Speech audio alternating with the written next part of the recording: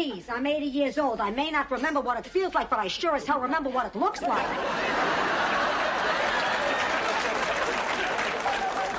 Grandma, listen. You listen. How dare you come into our home and act like a common gigolo? You've embarrassed me, your mother, our friends. Not to mention that poor, stupid, flat-chested girl. You've broken my heart. I'm ashamed to call you my grandson. Now look what you've done. I hope you're proud of yourself.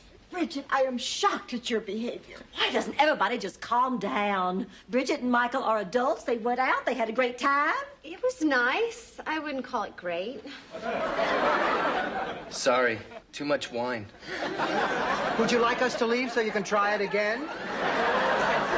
Dorothy, I don't think we should encourage them.